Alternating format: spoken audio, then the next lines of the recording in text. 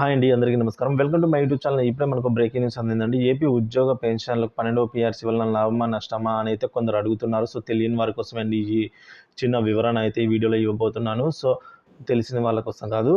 So తెలిసిన వాళ్ళైతే ఒకసారి జాగ్రత్తగా గమనించండి. ఏమైనా తప్పులు ఉంటే కామెంట్ చేసి తెలియజేయండి. తెలియని వారి కోసం అయితే ఈ వీడియో పూర్తిగా అయితే చూసేయండి. ఇక వివరాల్లోకి అయితే వెళ్ళిపోదాం.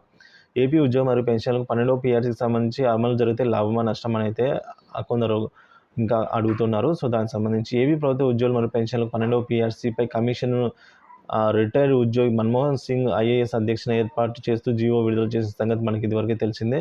ఈ కమిటీ ఇచ్చే రిపోర్టు సమర్పణకు 1 సంవత్సరం గడువు ఇవ్వడం జరిగింది. ఇప్పటికే 8 నెలలు పూర్తయిందండి. మరో 4 నెలలు మాత్రమే ఇచ్చిన గడువు మిగిలింది. సో 12వ పీఆర్సీని ఎప్పటి నుంచి అమలు చేసినా కూడా జూలై 2023 నాటి డిఏ ఎంత ఉంటే డిఏ లేక డిఆర్ ఎంత ఉంటే అంతట్లో బేసిక్లో అయితే మెర్జ్ చేస్తారు. సో ప్రస్తుతం జూలై 2022 నాటికి డిఏ 26.39గా ఉంది. దీనికి 2023 జనవరి మరియు జూలై డిఏలను కలపాల్సి అయితే ఉంటుంది.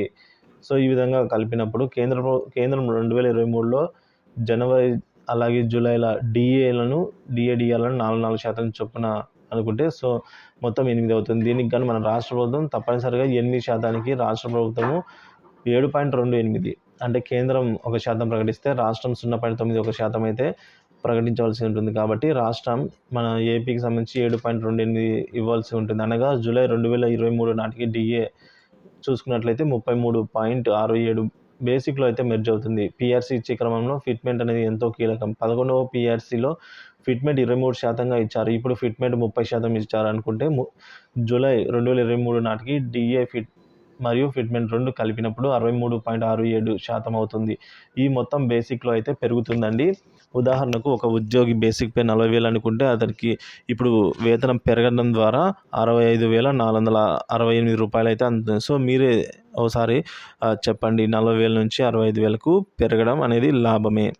సో ఖచ్చితంగా పీఆర్సీ అనేది పెరగాల్సి అయితే అవసరం ఎంతైనా ఉందని ఉద్యోగ సంఘాలు ఎప్పటి నుంచో పోరాడుతున్నారు. సో మరి ప్రభుత్వం అయితే త్వరలో ప్రకటించాలని అయితే ఆశిద్దాం. ఇదేంటి ఇవాళ వీడియో. ఇన్ఫర్మేషన్ నచ్చినట్టే వీడియోని లైక్ చేయండి. ఇలాంటి ఏపీ ఉద్యోగ మరియు పెన్షన్లకు సంబంధించిన ఎటువంటి తాజా సమాచారం కోసమైనా మన పీడిఎఫ్ రాజా యూట్యూబ్ ఛానల్ సబ్స్క్రైబ్ చేసుకొని ఫాలో అవ్వడం వల్ల నేను చేసే లేటెస్ట్ అప్డేట్ న్యూస్ అని ఎప్పటికప్పుడు మీ వరకు రీచ్ అవుతాయి. Thanks for watching this video.